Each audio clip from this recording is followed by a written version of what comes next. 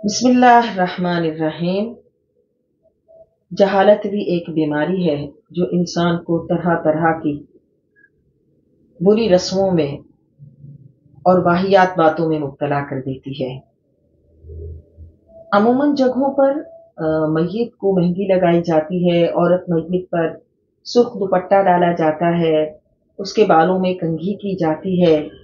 अगर कहीं के बाल बड़े हुए हों पोशीदा आज़ा के तो उन बालों को उतारा जाता है।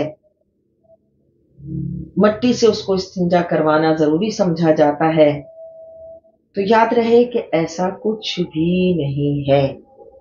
ना तो मय्यत को कंघा किया जाएगा, मय्यत के बालों में कंघी नहीं की जाएगी, ना ही उसके नाखून तराशे जाएंगे।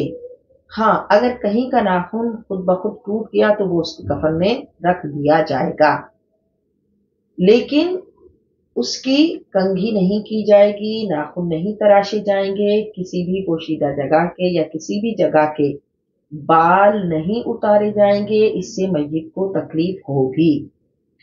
और उसको सुहागन समझकर जो मेहंदी लगाई जाती है ये भी नहीं लगाई जाएगी। बाज जगहों पे उसको सुरमा लगाया जाता है, सुरमा भी नहीं लगाएंगे।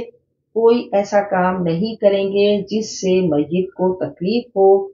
ये तमाम काम करने लग़्व और बेकार हैं। शरीयत में इसका कोई तसव्वुर नहीं है। उसको सीधा सीधा गुस्ल दिया जाएगा, कफन पहनाया जाएगा और उसके आमाल तोशा बनकर उसके साथ जाएंगे और उसको कब्र में अल्लाह के सिपुर्द कर दिया जाएगा।